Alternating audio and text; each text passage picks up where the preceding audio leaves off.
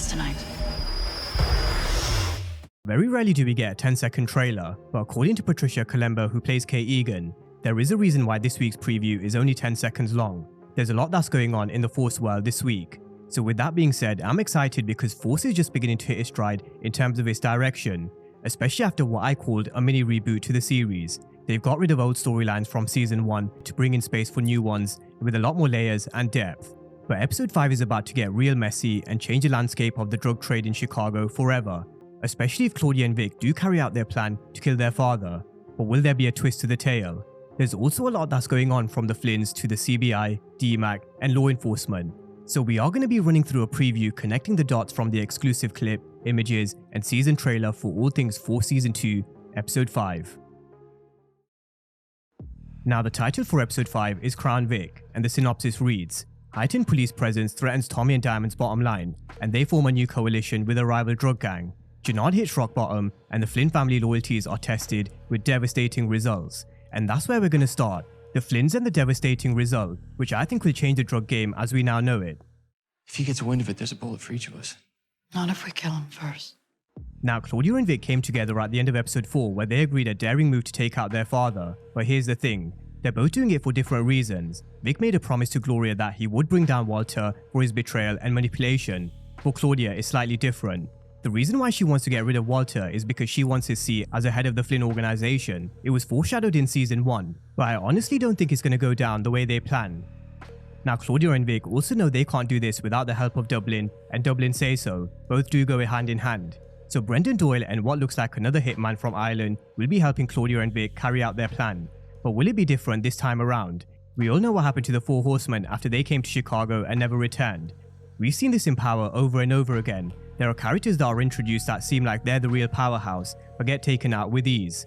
I honestly don't think it's going to be as simple as just strolling up and killing someone like Walter Flynn. Walter is a character who is very stubborn and has a lot of pride, so if he is going to go down, he's going to go down all guns blazing. He knows how this game works. Similar to characters like Kanan and Tommy, I think he lives and dies by the street. It also seems like he is going to have Uncle Paulie by his side, which we do need answers to, because Walter fired him at the end of episode 4. However, if there's one thing we have learned about Uncle Paulie throughout both seasons 1 and 2 is, he's extremely loyal to Walter Flynn. But I think this episode title gives it away, Crown Vic. By the end of episode 5, it is going to be a victory for Vic Flynn. And so my death predictions for this episode are Walter Flynn. And I really don't want to say Uncle Paulie because he's been nothing but loyal. But I said it earlier in the week, Claudia really is that kind of character to kind of say it is what it is on the way to power. We all know what she's planning by getting into bed with the Serbs, but when the time's right, eliminate them and take over. So having said that, what is Claudia's plan? Because she also wants the throne. How far is she willing to go? It goes back to the gender dynamic I've been speaking about prior to season 1. For as long as Walter's alive, Claudia will have no chance in leading the Flynn organization. But that also extends to Dublin. So this situation is going to be very messy, and it is about to be a bloodbath. Episode 5 won't just center around the Flynns. There is a lot that Tommy needs to deal with after DMAC kills Seamus. In similar fashion, both of Tommy's nephew kill cops, and Tommy's going to have to clean up the mess just like he did with Ray Ray back in Power. But what about the aftermath? This was one of the scenes from the official trailer with Big Smurf kidnapping DMAC, so it does seem like DMAC will be getting a similar treatment like Tariq got in Power. Now, albeit they kill cops, there are a lot of differences between the situations, which I went through earlier in the week. One of them being DMAC killed Seamus to save Uncle Tommy, while Tariq killed Ray Ray to get revenge for his sister. So I don't think DMAC really does deserve that Tariq treatment just yet, because he did what he had to do under the circumstance. So I do feel this is a little harsh, unless DMAC does go and do something that defies Uncle Tommy yet again, which to be honest with you, I really wouldn't be surprised with. In Power, Tommy was there for Tariq, but the problem he had with Tariq was he just defied him time and time again. He lied, he stole, and it got to the point where he just couldn't trust him anymore. So will it be the same with DMAC? At the end of the day, whatever Tommy does, he just does it out of pure love. That's just who Uncle Tommy is. He really does have a big heart when it comes to family. So let's see what his plan is for DMAC. Why don't you go with them? You're her favorite now. Just a final point on DMAC being kidnapped by Big Smurf. I'm sure this will raise questions with Kate Egan, because DMAC is her favorite. So we've also got Tommy, JP, and Kate in conversation, and Kate really doesn't look too happy. Now, DMAC killing a cop does bring me over to law enforcement. Killing a cop is a huge no-go in the world of Power. The reason why Ghost was always against the idea was because it brings way too much heat and unwanted attention. So I wouldn't be surprised if the task force begins to ask questions around Seamus's disappearance. He used to care for his sister, and when he doesn't appear to visit, it's going to get flagged, which will eventually find its way to Stacey Marks' desk. Then it's just about connecting the dots, and can they link this back to DMAC and the CBI?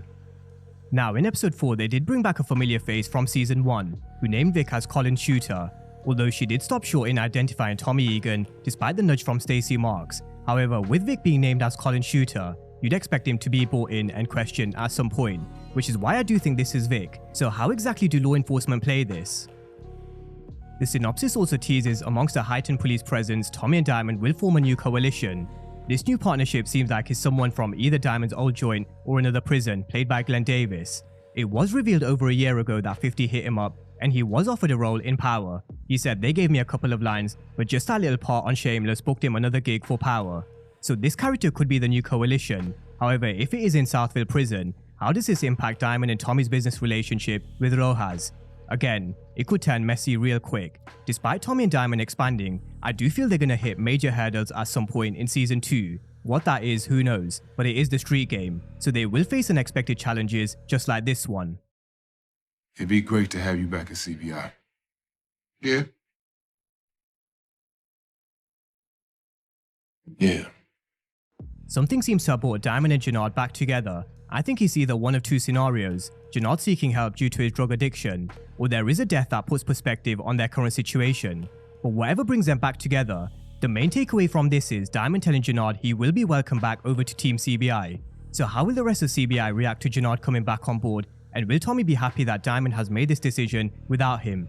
This is one of the many challenges that a CBI will face in my opinion. But having said that, I did mention in this video, Tommy is very big on family. There's also clues to suggest there is a redemption story there for Jenard at some point in season 2. So I do think he'll come back on board with the CBI, but he is going to have to earn that respect. Respect is earned, not given. And at this moment in time, Jenard is losing a hell of a lot of it as a leader of treason. So it is going to take a lot for him to build this back up, especially with Tommy and the CBI with his treasonous moves. Now, is it impossible? Definitely not, and I do think he will eventually earn it back. But first things first for Jenard, get rid of this drug addiction. There's a lot of layers when it comes to Jenard's character. There's his battle with drug addiction, his relationship with his brother, ongoing issues with Markovich and Miguel Garcia, and then there's his relationship with Shanti. And Chris Lofton really is playing the hell out of Jenard. So going into episode 5 and the second half of season 2, Jenard really will play a key role. But with that being said, drop all your thoughts down below and let me know what your death predictions are for episode 5. I think we're in for one hell of an episode. There's going to be twists and turns, a major death which I think will be Walter Flynn. There's the aftermath of DMAC killing a cop, as well as the law enforcement aspect which I really am intrigued with. What will Stacey Marks' next move be? And will she be sniffing around Seamus's body, connecting this back to the CBI, or even DMAC?